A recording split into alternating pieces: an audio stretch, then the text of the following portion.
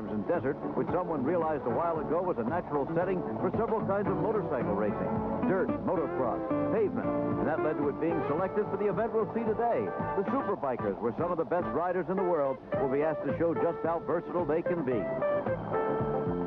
Good afternoon. I'm Jim McKay reporting from Carlsbad on edition 3 of the Superbikers. Now, the concept of this competition is very simple, really. From the various branches of motorcycle racing, from motocross, from road racing, from dirt track, and from speedway, some of the finest riders in the world are drawn together from Europe and from the United States.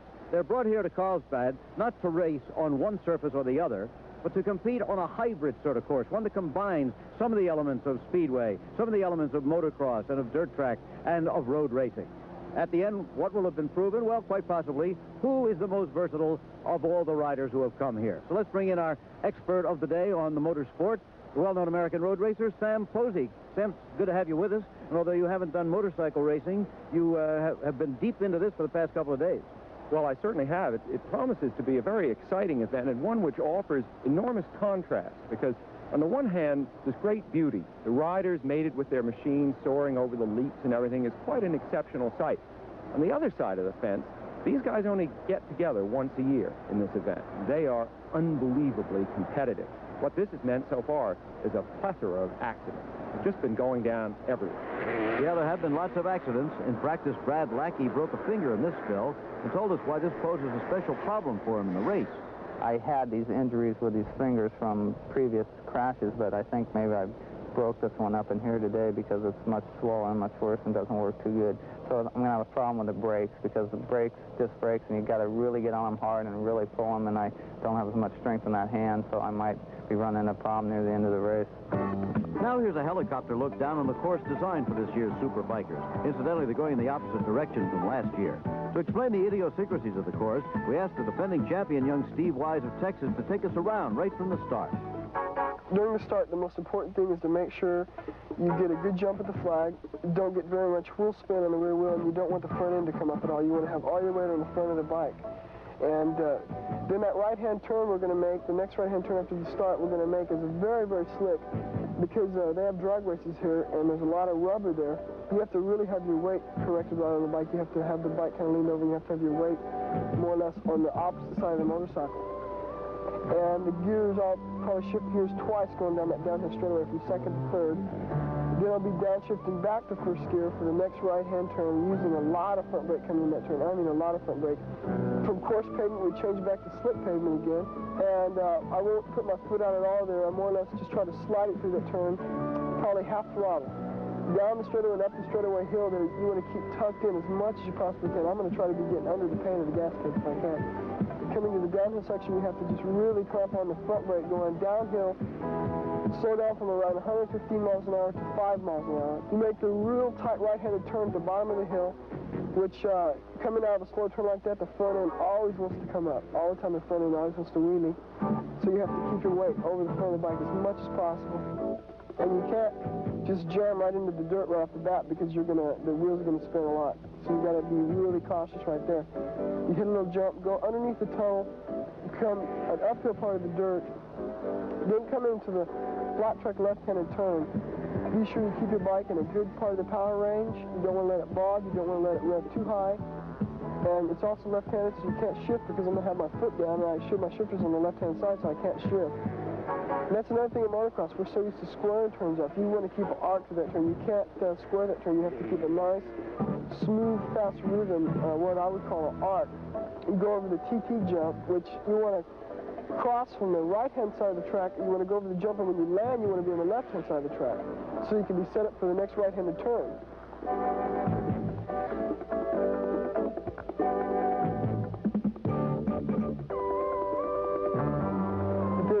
This is one of the trickiest parts of the track because you're coming down the hill on the dirt, crossing over the wood of the bridge, and you're going to be braking during this time, so you're going to have wood, dirt, and the pavement all three in a row.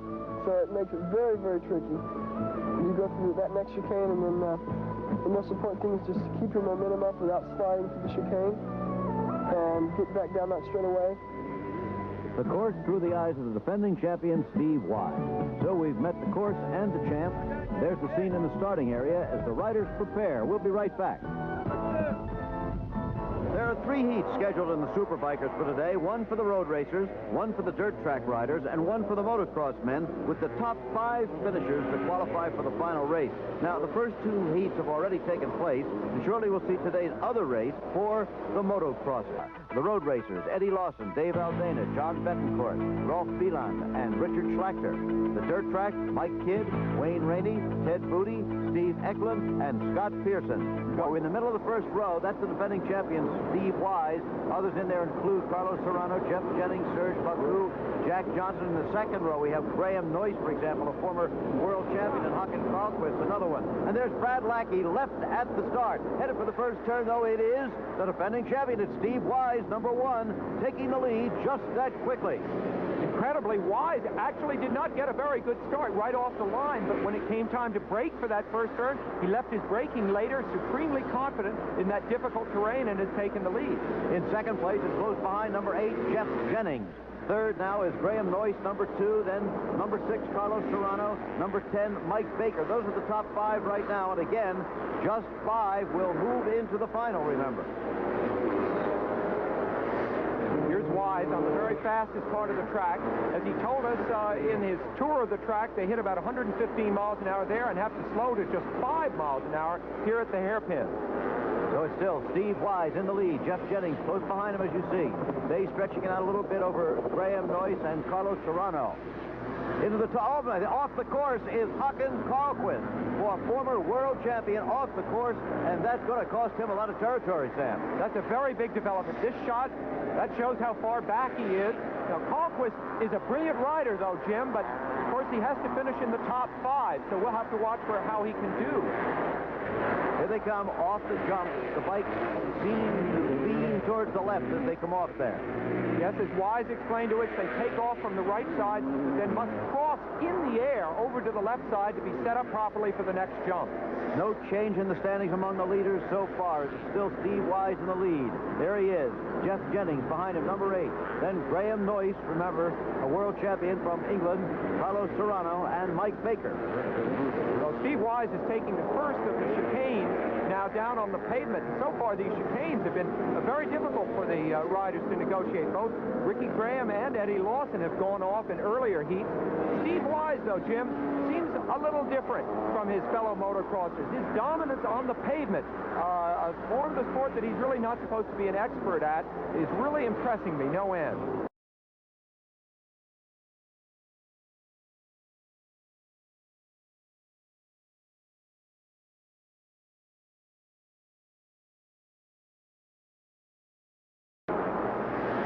Here he is at the fastest part of the track. A beautiful shot from our helicopter. Wise almost out racing it. Now he sits up to get the aerodynamic effect of the wind dragging against his chest there for helping him slow down for that hairpin.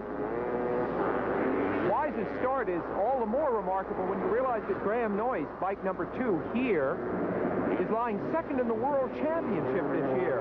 And Noyce and Wise both have the same bikes underneath them, both Hondas, and yet Wise, so early, just 2 laps into the race, has pulled out this enormous lead. And Noyce, as you see right now, in a good battle for second place with number 8, Jeff Jennings, who is second at this moment. Håkan Carlsbad has started working his way back up through the pack again after going off the course, by the way. But there is the leader, Steve Wise. Jennings still second, Noyce third, Serrano is still fourth, and Baker is still fifth. No changes in the leaders. It's interesting to watch the motocross experts negotiating the motocross part of the track, but on a bike not as well suited to this terrain as the bike that they'd be used to. These bikes here do not have the long suspension travel that the motocross bikes have, and as a result, you can see that they're not as easy to keep under control over the bumps. Okay, we've just seen the 5 leaders there from the front again as they come through the chicane. Number 1, there he is, Steve Wise. Behind him, number 8 in the yellow helmet, Jeff Jennings. Number 2, Graham Noyce. Back on the leader again with that right-hander in the early part of the race course. They're second and third. Now in 4th place, number 6, Carlos Serrano, all in yellow. In 5th place, number 10, Mike Baker. Those are the ones who, as of now, would move on into the final. But Håkan Carlsbad is still coming. He's in 7th place right now. We'll keep an eye on him. But look at this battle for second between Jeff Jennings, number 8, Graham Noyce, number 2. Here comes Noyce right now, making a move. alongside his man. Can he get him? He has got him. Graham Noyce moving into second place in the race. We're coming up to the final lap in the motocross heat of the Superbikers in Carlsbad, California.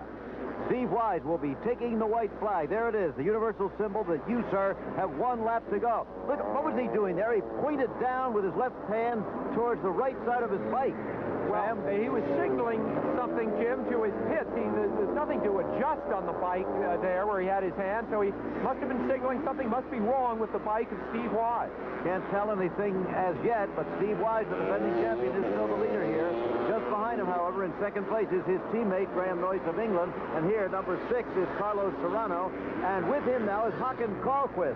Håkan Carlsbad has moved into 4th place in the race. Remember, he went off the course in the early going. Looked like he might have had it, but with masterful riding, really, has gotten himself back up there. Now Graham Noyce closing in on Steve Wise for the lead. And I think Wise is losing horsepower somehow, Jim. Something's wrong with his bike. See if he can hold on. I think Noyce is doing something very smart to Wise here, Jim. I think that Wise has been, I don't want to say cocky, he's been extremely self-confident all week so far. And I think Noyce, by shadowing him like this, is working on Steve's mind a little bit. You know, he hasn't had to look in the mirror, so to speak, so far. And he's responding, of course, to it, but I think he knows it's maybe a little chink in the armor. Boy, just the slightest slip here would make the difference. Look at Noyce. Look at him come. There. He must have been saving something. He really snookered him, I'll tell you that, coming through that corner. Almost lost it himself, regained it, and has taken the lead. What a move by Graham Noyce of England. Did you see him take his... Oh, there, Wise! High sides it, Jim. He went right over the side. But, of course, he's getting right back on it if he can, because what we're looking at, when he get in the final, he got it started. Okay, it started, and it looks like he'll still be in the top 5. But Graham Noyce destroyed the concentration of Steve Wise, I think. And right at the last minute, look at Noyce pull the front up. Okay, so he'll be on the first row of the final heat, and here is Steve Wise, still in second place. And he had another coming off there, Jim. And his bike is not going at top speed, not at all, but he's still going to be able to finish second. You can hear the sound of it. And here he is, Steve Wise, about to finish second, getting the checkered flag. I think he lost 2 things, really, on that last lap. Horsepower and concentration, with Graham Noyce, his teammate, dogging him all the way around and finally taking the lead and the victory in the race. But, of course, he'll be moving on to the final. Another look, Sam. Noyce is in excellent position here, Jim. Wise is a little bit wide, and Noyce just gets right in underneath him. Now begins an interesting sequence. They're on the motocross part of the track, the part they're both arguably very familiar with, but both of them, first Noyce there, and now we'll see Wise having a lot of trouble on this section. And what I think happened, and why I think Wise went off, is that in the heat of the moment, he felt that his bike would be able to do underneath him what his regular motocross bike would do, which would be to hold a turn like that. Of course, it couldn't, and I think that's why Steve Wise came off. And off he came, but back on he got, like the champion that he is, defending champion in the Superbikers. He'll certainly have plenty to think about before that final race. And so here's the way they finished in the motocross heat. The qualifiers, Graham Noyce of England, Steve Wise, the defending champion from Texas, Håkan Carlsbad of Sweden.